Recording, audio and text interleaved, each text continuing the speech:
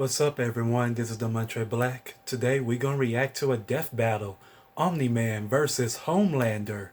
Let's watch. This episode of Death Battle is sponsored by BetterHelp and Mint Mobile.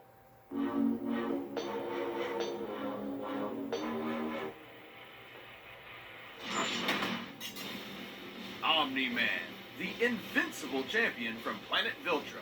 Homelander, the world's greatest superhero, brought to you by Vought International. Few heroes have stood the test of time with more aplomb than the very first, Superman. But what if absolute power did, in fact, corrupt absolutely? Answer, we're all screwed. He's Wiz and I'm Boomstick. And it's our job to analyze their weapons, armor, and skills to find out who would win a death battle.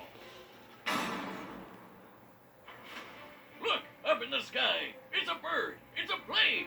No, it's Omni-Man. Had you go in there for a second, huh?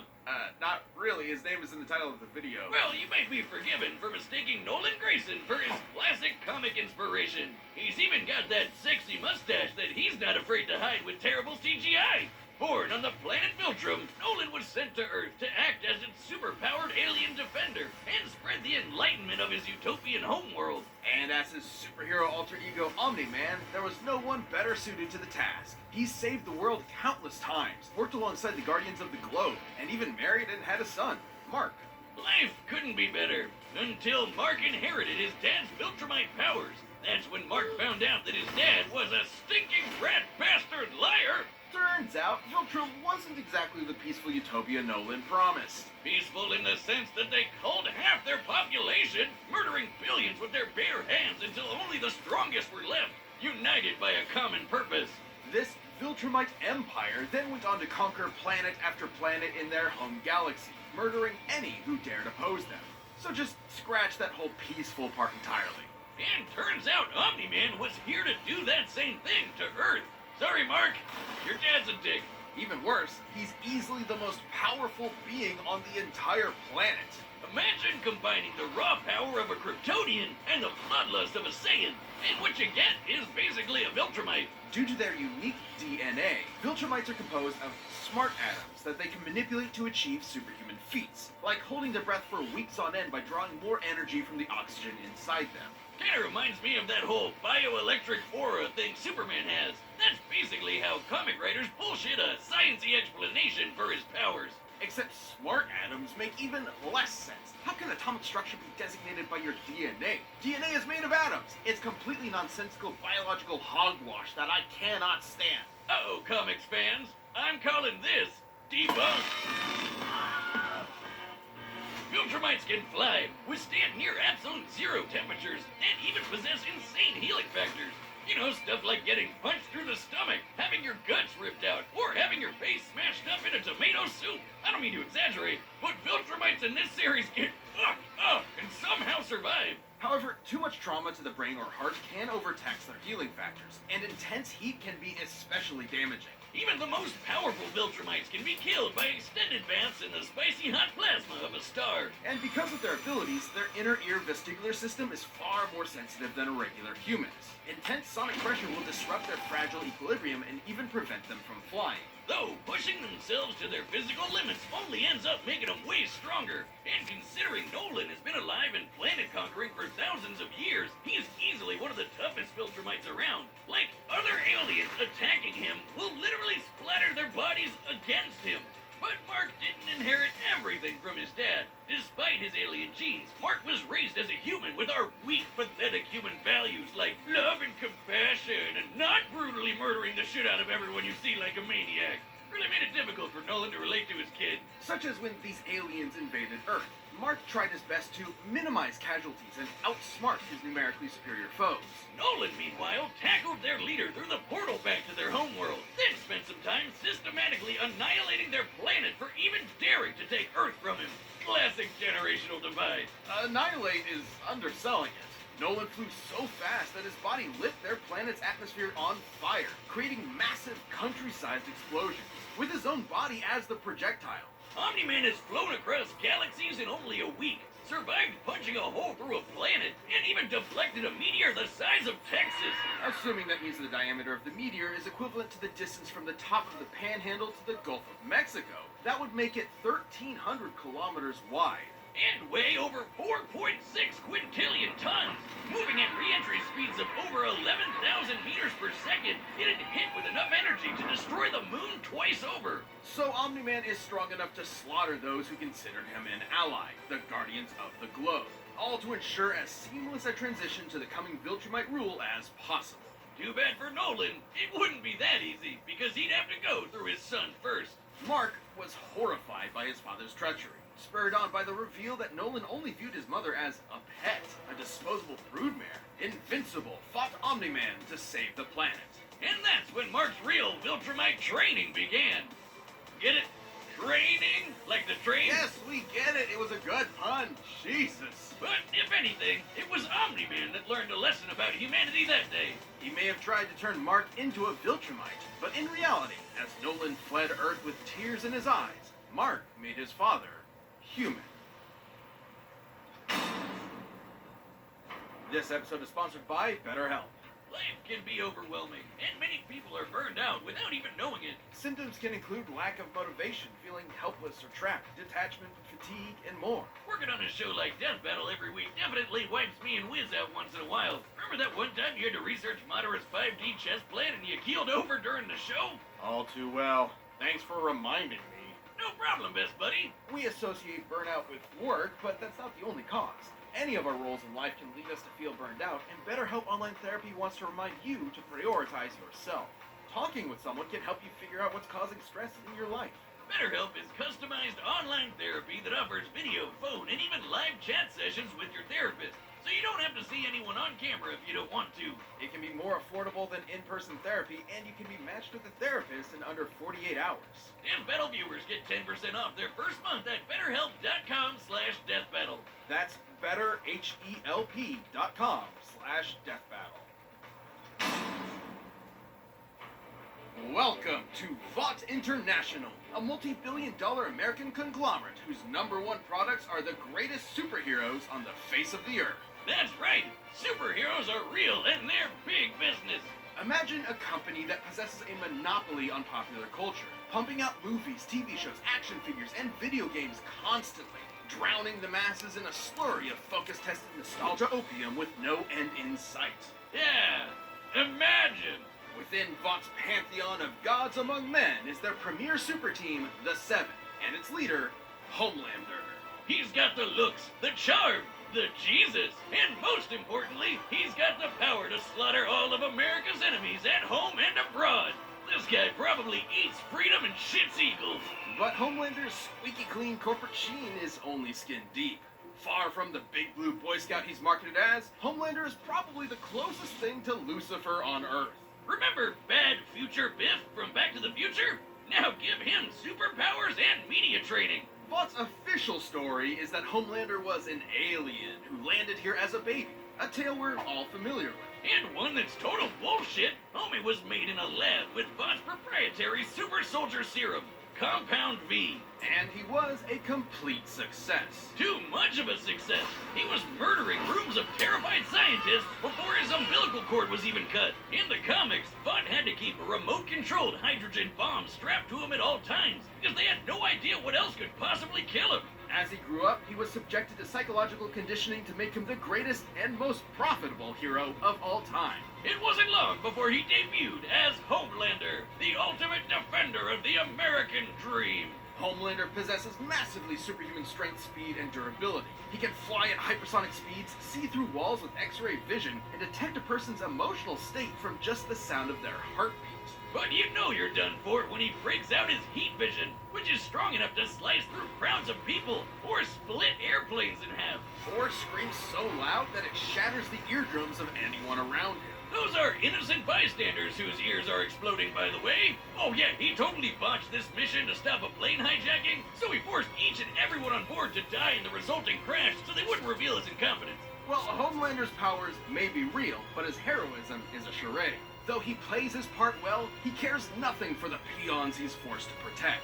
The only thing he treasures is, ironically, his public public image. Turns out being raised as a lab experiment doesn't create a healthy person. But don't worry, he eventually cleaned up his act and started a totally 100% healthy sexual relationship with a fellow superhero who just happened to be an actual Nazi. Speaking of sex, Wiz, you know how I'm always saying we should figure out how Superman and Lois get busy? Well, forget that, because Homelander proved that they can't when his ejaculation blew his partner to smithereens. Who proved that? Look, there's no way to sugarcoat this. Considering a human's load has much less mass than a shotgun pellet, it would have to be moving significantly faster to achieve the same kinetic energy, over 1,500 meters per second, or 4.5 times faster than sound. That's right. Homelander can bust a nut faster than the speed of sound. Well, good night, everybody. Ooh, kinda sucks for humanity that they made this dude the most powerful being on the planet and a psycho murderer. That's no exaggeration. Stillwell even commented that Homelander has proven immune to every weapon known to mankind, no matter how powerful. Humanity literally lacks the ability to kill him. That'd include nuclear weapons as powerful as the Tsar bomb, which exploded with the energy of 50 megatons of TNT. Actually, it could have exploded with twice that, but the Soviets who created it were afraid it would irreversibly alter Earth's biosphere and end the world. That's right, we all almost died. And that's the kind of shit Homelander can shrug off no problem. He's strong enough to throw a jet with one hand and fast enough to outspeed a C4 explosion. Despite being an emotionally stunted man-child, Homelander is still surprisingly cunning and able to manipulate those around him. Though it probably wasn't too smart to piss off the world's angriest limey, Billy Butcher. Yeah, turns out forcibly fathering a bastard son with someone else's wife is not a good idea. Of note, as unjustifiable as it is, to Homelander, this gave him something he never had before. Some small measure of control over his own life. Being born Vought's star pupil meant he was under their thumb from the day he was born. His superpowered son was the first thing that was truly his and might be his best option for a new beginning. Or not. This episode is sponsored by Mint Mobile. After years of fine print contracts and getting ripped off by those big wireless providers, I know by now there's always a catch. It's like they're out to get me. But did you know that Mint Mobile offers premium wireless starting at just $15 a month? The catch, Wiz. What's the catch? There isn't one. Mint Mobile's secret sauce is that they're the first company to sell wireless service online only. They cut out the cost of retail stores and pass those sweet savings to you. Mint Mobile gives you the best rate whether you're buying for one or your whole family. And all plans come with unlimited talk and text, plus high-speed data on the nation's largest 5G network. You can even use your own current phone with any Mint Mobile plan and keep your same phone number along with all your existing contacts. I'm excited to try it out myself. I appreciate how easy it is to look through all their wireless plans on their website. To get your new wireless plan for just $15 a month and get the plan shipped to your door for free, go to mintmobile.com/deathbattle. That's mintmobile.com/deathbattle. Cut your wireless bill to $15 a month at mintmobile.com/deathbattle. All right, the combatants are set. We've run the data through all possibilities. It's time for a death battle!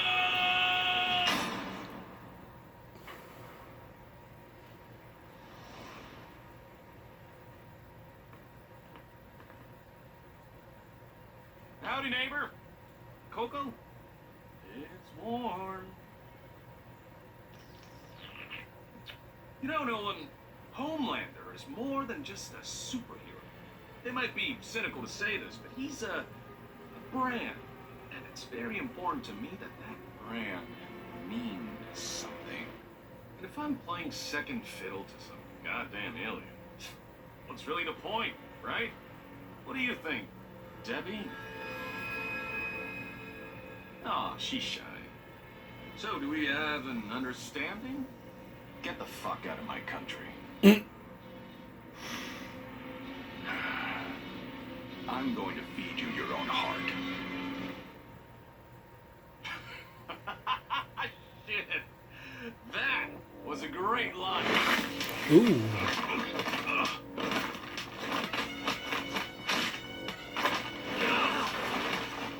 Country? Seriously? I'm not here for your country.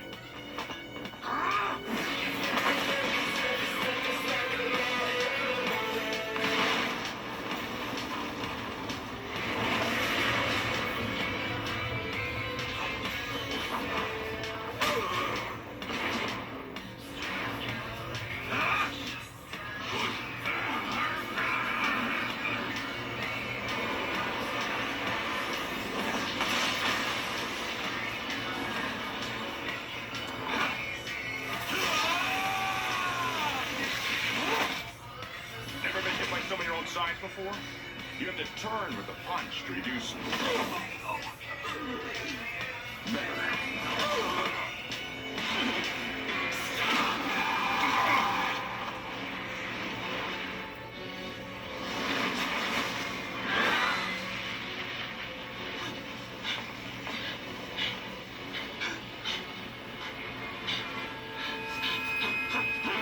What's the matter?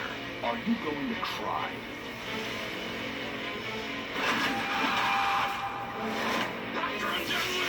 I'm gonna black front of those shit son of yours! There's one less neighborhood! And every goddamn person you know!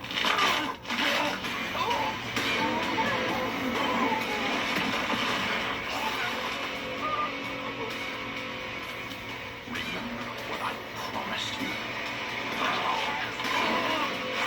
Now swallow.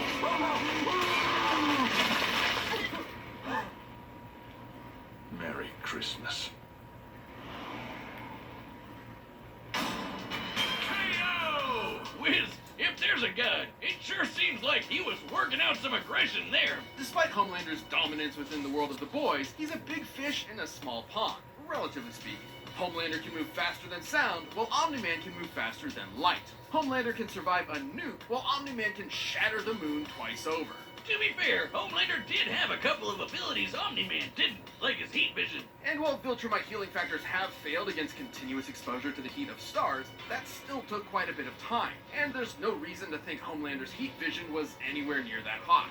Hell, Nolan's tank heat vision from the superhero mean Supreme before, who can vaporize people in an instant. Even if it was hot enough, Omni-Man's superior speed would cut him off before he could do any lasting damage. Similarly, despite being able to disrupt his equilibrium with his supersonic screaming, Homelander wasn't strong enough to capitalize on it in any meaningful way. Plus, while Homelander is pretty devious when the situation calls for it, Omni-Man has been fighting and conquering worlds for thousands of years. He comes from a warrior culture based on fighting. Homelander, on the other hand, comes from a test tube and never had to push himself as a fighter because he was always so much stronger than everyone else. And that's the key difference between them. One is a warrior, and the other is a bully. Homelander was never going to give up easy, but Omni-Man's skill, power, and Viltrumite heritage earned him the win.